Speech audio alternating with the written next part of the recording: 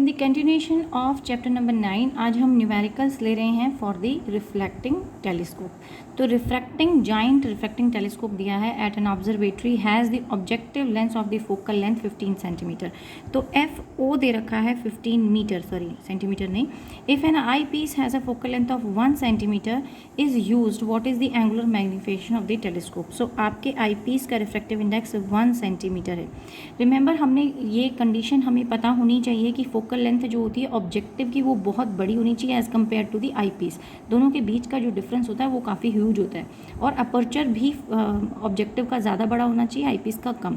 तो हमारे पास मैग्निफिकेशन का सिंपल रिलेशनशिप है, ये हम निकाल सकते हैं। Magnification is equal to F naught by F of E and this will give you 15 by 0.01। Centimetre को मीटर में कन्वर्ट किया है and you will get magnification 1500। So this is the solution for the part 1। Straight formula based था, इसमें हमने कुछ नहीं किया। If this telescope is use to view moon, अब इसी टेलीस्कोप को हम मून देखने के लिए यूज़ कर रहे हैं। What is the diameter of the image of the moon formed by the objective lens. अब आपको बताना है कि कितने डायमीटर होगा मून का, जो हमें कौन बनाएगा, the image of the moon formed by the objective lens. तो जो इमेज बनी है ऑब्जेक्टिव लेंस ने बनाई, तो अगर हम इसका मैं छोटा सा एक रफ डायग्राम बनाती हूँ कि ये आपके पास सिचुएशन थी, दो डायग्राम rather हमें चाहिए होंगे। तो ये ऑब्जेक्टिव था और कहीं इन्फिनिटी से रे आके आपका इमेज बन रहा था यहाँ पे और एक रेडिएशन ऐसे जा रहा था, तो ये एंगल बनता था अल्फ़ा। ठीक है, यहाँ पर कहीं आई पीस होता था और आई पीस के ऊपर जो ऑब्जेक्ट है ये इमेज की तरह काम करेगा एंड देन फाइनली कहीं पर डी डिस्टेंस पर हमारी फाइनल इमेज मैग्नीफाइड बन जाती है। बट वो ऑब्जेक्ट की बात कर रहा है, तो यानी वो कह रहा है कि what is the diameter of the image the moon formed by the image of the moon is formed by the objective lens. तो जो ऑब्जेक्टिव ने इमेज बनाई यानी कि ये ए डैश बी डैश, ऑब्जेक्ट तो इन्फिनिटी पर रखा, रियल ऑब्जेक्ट तो, लेकिन उसने की जो इमेज बनी है ऑब्जेक्टिव के थ्रू उसका डायमीटर हमें निकालना है। तो यहाँ हम अल्फ़ा को दो तरीके से डिफाइन कर सकते हैं। सी, अगर ये अर्थ है और ये आपका मून है, तो यू रिमेंबर दैट ये डायमीटर हम लेते थे जिसको बी बेसिस बोलते थे और ये डिस्टेंस लेते थे दोनों साइड का एंड यहाँ आप डिफाइन करते थे वो अल्फ़ा या एंगल डिफाइन करते थे इन दोनों के बीच में, और इसका फॉर्मूला था आर्क अपॉन रेडियस बोला जाता था। लेकिन यहाँ पर उन्होंने डिस्टेंस दिया होगा, द डायमीटर ऑफ मून दे रखा है एक्चुअल कितना होता है and radius of the lunar orbit भी हमें दिया हुआ है, तो वो भी हमें दिया हुआ है। तो हमें डायमीटर पता है, हमें रेडियस पता है बिकॉज फार ऑफ डिस्टेंस है। तो यहाँ पर हम एजेस और इस एज में या सेंटर से डिस्टेंस में कोई खास फर्क नहीं होगा, which we can just consider as that distance only. तो हमारी अल्फ़ा के दो फार्मूले बन गए। एक फार्मूला तो बना using this picture which is your D diameter of the, जो कि आपको दिया हुआ है कितना, मैं लिख देती हूँ डी बाई आर, और वो कितना दे रखा है diameter 3.48 into 10⁻6 divide by this lunar orbit 3.8 into 10⁸ दोनों ही मीटर में है तो कोई कन्वर्जन नहीं पड़ा। लेकिन इस फॉर्मूले से देखा जाए अल्फ़ा जो कि हमारा टेंजेंट अल्फ़ा होता है, तो tangent alpha is this perpendicular upon this base. ये क्या है, ये तो है आपके पास focal length of the objective, और ये क्या डिस्टेंस होता है, यही होगा आपके मून का डायमीटर, क्योंकि जो इमेज बन रही होगी मून की वो यहाँ बन रही होगी, तो ये मून का डायमीटर होगा जो हमें इस ऑब्जेक्टिव ने इमेज में दिया है। सो लेट अस से वो डायमीटर है डी डैश और हमें ये फोकल लेंथ का वैल्यू उसने दिया होगा। यस, फोकल लेंथ ऑब्जेक्टिव की पता है 15 metre, so will place 15 metre. Now this is alpha, this is alpha, equate both of them और यहाँ से आप डी की वैल्यू निकाल सकते हैं which will come out to be 13.73 centimetre. तो मैंने डायरेक्ट कैलकुलेशन नहीं किया है बट आपको बता दिया कि करना क्या था। तो हमने क्या अप्रोच लगाई, बच्चे कई बार ये नहीं समझ पाते ये डी बाई आर कहाँ से आया है, यहाँ पर कहाँ से ले आए हम अल्फ़ा को, और इसे हम अल्फ़ा ही क्यों कह रहे हैं। देखिए जो डिस्टेंस यहाँ से नापते हैं, ये जो एंगल होता है दिस इज़ ऑल्सो अल्फ़ा, ये वर्टिकली अपोजिट एंगल होता है। ये कहाँ से बन रहा है, ये इमेज बना रही है, तो ऑब्जेक्ट कहीं यहाँ होगा। सपोज इसे उस तरीके से भी सोच लेते हैं कि ऑब्जेक्ट कहीं आपका यहाँ होगा, ये मून होगा जो एक्चुअली इन्फिनिटी पोजीशन पे है।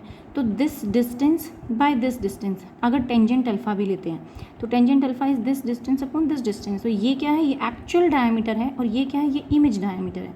तो actual diameter upon the distance objective lens से लेकर बाहर तक, तो हम उसे ऑर्बिटल डिस्टेंस ही मान सकते हैं, लूनर ऑर्बिट का distance.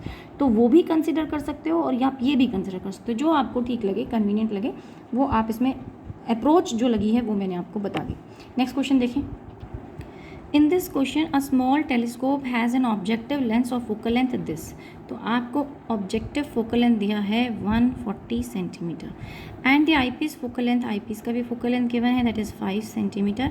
What is the magnifying power? तो ये तो सिंपल ही है, दिस इज़ F0/FE. ये नॉर्मल फार्मूला होता है मैग्नीफिकेशन फाइंड आउट करने का and this will come out to be 140/5, so it is 28. So first part हो गया हमारे पास ए, लेकिन हमें देखना था magnifying power of the telescope for viewing distance object when, condition दिया था the telescope is in the normal adjustment. तो ये कब है? ये नॉर्मल एडजस्टमेंट के लिए है जब F0/FE फार्मूला होता है, नहीं तो F0/UE फार्मूला आ जाता है हमारे पास अगर हमारी least distance as distinct vision पे हो. और हम UE को भी कन्वर्ट कर सकते हैं क्योंकि यहाँ पे UE तो हमें गिवन नहीं है. तो ये देख लेते हैं बी कंडीशन क्या है, एट लीस्ट डिस्टेंस. तो ये जो मैंने पहला फॉर्मूला लगाया था ये था for infinity, image for infinity. तो अगर आपकी इमेज फॉर इन्फिनिटी निकालनी है तो मैग्नीफिकेशन ये फार्मूला होता है, और अगर लीस्ट डिस्टेंस और डिस्टिंक्ट विजन पे चाहिए तो एक तो मैग्नीफिकेशन का फार्मूला होता है F0/UE. लेकिन इसी को अगर आप चेंज करें दूसरे फॉर्म में तो ये रिलेशनशिप भी हमने निकाला था F0/FE 1 + FE/D. सो देखिए कोई चेंज नहीं है, कोई वेरिएशन नहीं है, ये सीधा सीधा फार्मूला F0 हमें गिवन है, FE हमें पता है, और D कितना होता है? D होता है 25 centimetre. Right now we are just talking about the magnification, otherwise यहाँ माइनस सिंबल आता है. अगर आप पूरे मैग्नीफिकेशन के रियल बन रहा है, इन्वर्टेड बन रहा है, वो सब नेचर भी पूछा जाए तो फिर then you have to consider negative sign. Right now उन्होंने सिर्फ मैग्नीट्यूड की बात की, कोई इमेज की नहीं बात की, तो हमने सीधा सीधा इसके वैल्यू पुट कर सकते हैं. And when you calculate this then after calculation you will get the answer. I am not writing exact value, ये मैं वैल्यूज़ भी प्लेस कर देती हूँ. 5/25 हो जाएगा and when you solve it, तो हमने ये तो रेशो कर ही लिया था, 28 आ रहा था, और जब आप इसे सॉल्व करते हैं it will come out to be 1.2 and give you value 33.6. So magnification unit नहीं होता इसलिए हमने यूनिट नहीं लिया है. Now let us talk about, ये भी NCERT क्वेश्चन है 9.35. सो ये जितने भी क्वेश्चन मैंने 9.34, 35 और इससे पहले जो क्वेश्चन डिस्कस किया ये सभी NCERT के हैं, और NCERT के ही क्वेश्चन इंपॉर्टेंट होते हैं. So for the telescope described in the exercise A, what is the separation between the objective and the eyepiece? तो पिछले केस की बात कर रहा है, यानी पिछले क्वेश्चन की बात करें तो केस A कौन सा था? नॉर्मल एडजस्टमेंट वाला केस था. नॉर्मल एडजस्टमेंट यानी जब इनफैक्ट जब इमेज कहाँ बन रही हो? इन्फिनिटी पे बन रही हो. तो अगर इन्फिनिटी पे इमेज बनती है तो लेंथ जो होती है ट्यूब लेंथ जैसे बोलते हैं वो F0 + FE हो जाती है. इसको समझ भी लेते हैं कि ये ऑब्जेक्टिव था और ये था आपका आईपीस. सो अगर इन्फिनिटी पे ऑब्जेक्ट का आया तो जहाँ पर भी इमेज बनेगी, इमेज जहाँ बनेगी क्योंकि ऑब्जेक्ट इन्फिनिटी पे इनिशियली, तो ऑब्जेक्टिव जो इमेज बनाता है वो तो हमेशा ही F0 पे बनाएगा. लेकिन अगर ये इस आईपीस के भी FE पे बनाए तो जाके आपको इन्फिनिटी यानी फोकस पे ऑब्जेक्ट रखा हो, और ये क्या होगा? इमेज जो है वो आईपीस के लिए इमेज का काम, ऑब्जेक्ट का काम कर रही है. जो ऑब्जेक्टिव ने इमेज बनाई वो आईपीस के लिए ऑब्जेक्ट का काम करेगी. तो फाइनल इमेज इन्फिनिटी पे तभी बनेगी जब आपके ऑब्जेक्ट ने या ऑब्जेक्टिव ने जो इमेज बनाई है वो कहाँ हो? आईपीस के फोकस पे. तो फिर ये डिस्टेंस FE हो गया, और ट्यूब लेंथ क्या कहलाएगी? F0 + FE. तो यही मैंने यहाँ पर लिखा है. And when you do this values वही यूज़ करनी है जो पिछले केस में थी, 140 + 5. देखिए हमें कॉन्सेप्ट समझना होता है, तो मेनली वैल्यू तो वेरी कर सकती है CBSE, लेकिन अगर आपको इस टाइप के क्वेश्चन आए तो यू कैन अंडरस्टैंड कि क्वेश्चन की लैंग्वेज क्या कह रही है. If the telescope is use to view 100 metre tall tower, next part देख लेते हैं इसका. तो 100 मीटर टॉल टावर को देख रही है 3 kilometre away. What is the height of the image of the tower formed by the objective lens? तो यहीं अगर इस फिगर में या फिर इस फिगर को मैं एक बार फिर से बनाती हूँ क्योंकि मिक्स हो गया. ये ऑब्जेक्टिव था, ये आपका आईपीस था, ठीक है, दिस इज़ आईपीस. तो ऑब्जेक्टिव से 3 किलोमीटर दूर पे वो कह रहा है कि 100 metre tall tower 3 kilometre away रखा हुआ है. What is the height of the image of the tower formed by the objective? तो ऑब्जेक्टिव इसकी 3 किलोमीटर दूर जो ऑब्जेक्ट है उसको आप इन्फिनिटी भी मान सकते हो, मतलब दूर ही रखा है वो, और उसकी एक रियल और इन्वर्टेड इमेज जो है वो यहाँ पर बन रही होगी. और ये कहाँ बनती है? ये हम कहते हैं फोकस पे बनती है. और इसकी हाइट आपको दे रखी है 100 मीटर, इसका डिस्टेंस आपको दे रखा है 3 kilometre. So this they have given. तो पहली बात तो ये कि एक लाइट रेडिएशन इधर से आएगी तो this is called as alpha, और जहाँ पर ये दोनों मिल रही थी तो इसको भी हम अल्फ़ा ही बोल रहे थे. तो पहला काम तो हम ये करेंगे, इस अल्फ़ा को हम निकाल लेते हैं. तो अल्फ़ा जैसे हमने पिछले केस में किया था, एक जो फर्स्ट एग्जाम्पल किया था, टेंजेंट अल्फ़ा निकालेंगे. Alpha is similar to tangent alpha and that will be 100 metre into ये 3 किलोमीटर दिया है तो इसको हम कन्वर्ट करें 3 × 10⁻³ that is equal to 1/30 radian. So हमारा अल्फ़ा आ गया। सिमिलरली हम अल्फ़ा इधर का भी निकाल सकते हैं, ये भी अल्फ़ा ये भी अल्फ़ा है, तो ये अल्फ़ा निकालेंगे। ये हाइट है आपकी इमेज की, ये इमेज हाइट है, HI बोल सकते हो आप इसको। तो अगेन उस वाले ट्राइंगल के लिए जो अल्फ़ा होगा वो किसके बराबर होगा, height of image by F0। सो यहाँ पर भी हम फिर से फॉर्मूला पुट करें तो ये दोनों इक्वल हो गए, ये भी अल्फ़ा ये भी अल्फ़ा, इन दोनों को हम इक्वेट कर देते हैं। सो यहाँ पे लिख सकते हैं therefore HI by F0 is equal to 1/30।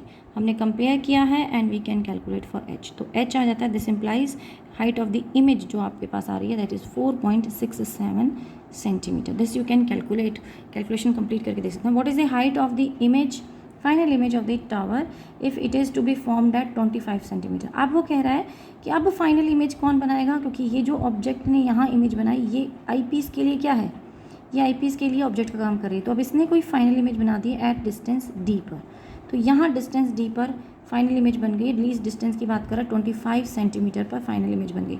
तो अब हम मैग्नीफिकेशन देखेंगे इसके पॉइंट ऑफ व्यू से, यानी कि आपका जो आई पीस है वो जो मैग्नीफिकेशन दे रहा है।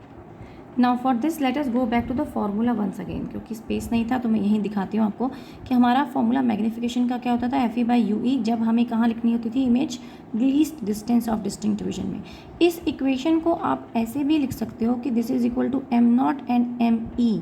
तो M0 क्या है, मैग्नीफिकेशन ऑफ द ऑब्जेक्टिव, जो कि सिर्फ आपका F0/FE कहलाता है, और ME क्या है, magnification of the eyepiece, जो आपकी इनसाइड ब्रैकेट में जो आ रहा है पार्ट वो है। तो 1 + FE/D जो है वो आपका magnification of the eyepiece है, और हमें वही निकालने के लिए बोला है, वही यूज़ करना है। रादर हमें हाइट निकालने के लिए बोला फाइनल ये वाली हाइट।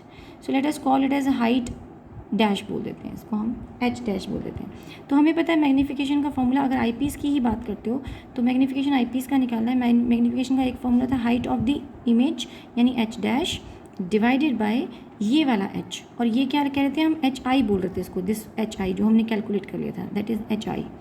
और दूसरा फॉर्मूला क्या था जो हमने पिछले फॉर्मूले में देखा, दैट इज़ 1 + FE/D। बस हमें यही करना है कि H डैश निकालने के लिए इस पूरे फैक्टर को H1 से यानी HI से मल्टीप्लाई करना है। HI हम कैलकुलेट कर चुके हैं 4.67, और यहाँ पर FE और D की वैल्यू प्लेस कर देते हैं। FE हमें गिवन है 5, D हमें गिवन है 25। When we will simplify this we will get the answer as 28 centimetre. So ये फाइनली ब्रादर मैं इसको बोलती हूँ, this implies this H dash जो फाइनल इमेज थी वो आपकी आ रही है 28 centimetre. So this is your final answer. ये भी आपका NCERT का ही क्वेश्चन था, बट यहाँ पर भी यही है कि हमने क्या किससे कंपेयर किया, कहाँ से H डैश से मल्टीप्लाई कर दिया। तो यहाँ पूरा डायग्राम से समझा दिया है कि इसने फाइनल इमेज बनाई, तो ये H तो मल्टीपल में जा रहा है, ये HI जो है वो इसके साथ मल्टीप्लाई होगा, और इससे हमने मैग्नीफिकेशन कैलकुलेट करी एंड देन उनको दोनों को इक्वेट करके हम उसे सॉल्व कर सकते हैं। Now we have a next question 9.36। The Cassegrain telescope uses 2 mirrors as shown in the figure। मैं फिगर बनाऊंगी अभी। Such a telescope is built with a mirror 20 millimeter apart। If the radius of the curvature of the large mirror is 220 mm and the small mirror is 140 mm, where will the final image of the object at infinity be? So you are given कि object कहाँ था, infinity पर place था। जो object था हमारा infinity पर place था। इमेज हमें दे रखी है बिगर मिरर की और स्मॉलर मिरर की। तो जो बिगर मिरर होता है उसको हम कहते हैं कॉन्वेक्स मिरर। तो कॉन्वेक्स मिरर का फोकल लेंथ दिया है F0, ऑब्जेक्टिव कह लो उसको, ऑब्जेक्टिव लेंस भी बोल देते हैं, मिरर भी बोल देते हैं उसको, 220 millimetre. I will make the diagram here, you will get to know कि क्या बात हो रही है। FE जो है आई पीस वाले, आई पीस भी नहीं बल्कि ये रिफ्लेक्टिंग टेलीस्कोप होता है। तो this is called as objective, but this is the reflecting telescope. Second जो टेलीस्कोप होता है VFR बोलते हैं 140, क्योंकि आई पीस हम किसी दूसरी चीज़ को नाम देते हैं। और कहा गया कि दोनों मिरर के बीच का जो डिस्टेंस था वो 20 mm था। तो D डिस्टेंस को कह देते हैं 20 mm। अब इसे मैं समझाती हूँ डायग्राम से वो कहना क्या चाह रहा है। Let us consider this figure. इस फिगर में छोटा सा फिगर है क्योंकि हमें क्वेश्चन को समझने के लिए फिगर चाहिए, अदरवाइज इसमें कोई ज़रूरत नहीं थी। ये कन्वेक्स मिरर है, दोनों ही मिरर यूज़ होते हैं, ये भी मिरर है ये भी मिरर है। ये कॉनकेव मिरर है और इसको हम बोलते हैं ऑब्जेक्टिव। तो ये O है, तो इसकी जो फोकल लेंथ है वो आपको F0 गिवन है। अब इस वाले को लेंस को जिसको हम रिफ्लेक्टिंग मिरर या फिर ये कन्वर्ज कर रहा है, क्या हो रहा है, लाइट रेज स्ट्रेट आ रही हैं, वो इस पे फॉल करेंगे और ये फाइनली उसको आई पीस पे कन्वर्ट कर देगा। तो ये सिचुएशन कुछ इस तरह से है। तो लाइट रेडिएशन यहाँ से आई and then finally they will convert to the eyepiece. इस पोर्शन को हम आई पीस बोलते हैं। ट्यूब के अंदर जाती है लाइट रेडिएशन और वहाँ से कन्वर्ट होकर आपकी ऑब्जर्वर की आंखों पे फॉल करती है और वहीं पर आई पीस प्लेस होता है। तो इन दोनों लेंसेज के बीच का डिस्टेंस, जो कि ये वाला डिस्टेंस है, ये d, ये भी गिवन है आपको। इस वाले लेंस का फोकल लेंथ जो कि 140 mm, वो भी आपको गिवन है।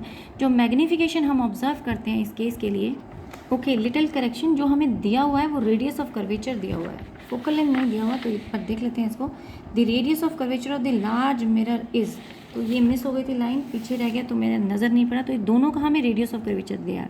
तो अगर रेडियस ऑफ कर्वेचर दिया तो आर क्या होता है, f0/2 हो जाता है। तो आप इसको डिवाइडेड बाय 2 कर दीजिए। ये भी रेडियस ऑफ कर्वेचर गिवन है, ये ऑब्जेक्टिव का और ये आपको रिफ्लेक्टिंग टेलीस्कोप का। तो ये भी 2 हो गया and this will also be divided by 2, this will also be divided by 2। तो हमारे पास अब फोकल लेंथ आफ्टर डिवीजन आएगी जो कि 110 आ जाएगी इस केस में।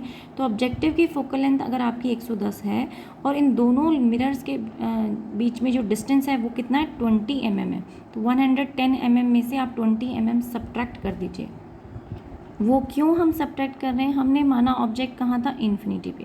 तो इसका मतलब ये रिफ्लेक्टिंग जो मिरर थे, कॉनकेव मिरर, ये अपनी फाइनल इमेज कहाँ बनाएंगे, कहीं फोकस पे बनाएंगे। लेटर से वो फोकस का ऑब्जेक्टिव था, तो इमेज यहाँ बननी चाहिए थी और ये डिस्टेंस आपको दिया है 110। सो दिस डिस्टेंस इज़, या मैं यहाँ दोबारा लिखती हूँ कि f0 आपको दे रखा है 110 millimetre.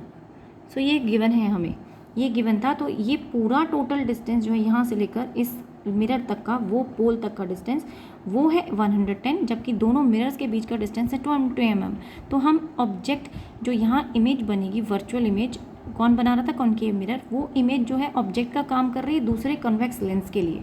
So using this figure हमने सिर्फ ये डिस्टेंस निकाल लिया कि ऑब्जेक्ट का डिस्टेंस मिरर के साथ कितना था। वो कितना हो गया, दैट u0, यू निकल आया हमारे पास, that is your 90 millimetre.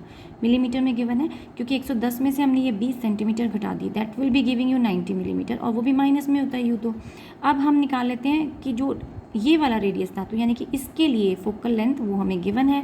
Refracting mirror के लिए फोकल लेंथ हमें गिवन है, यानी कि रेडियस का आधा, तो 70 मिलीमीटर ये हो गया।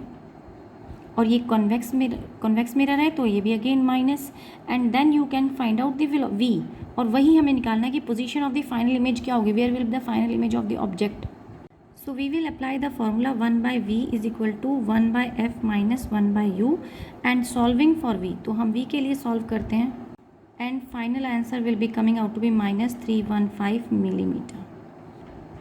सो आज की क्लास के लिए इतना ही। नेक्स्ट क्लास में कुछ और न्यूमेरिकल करेंगे। Thank you.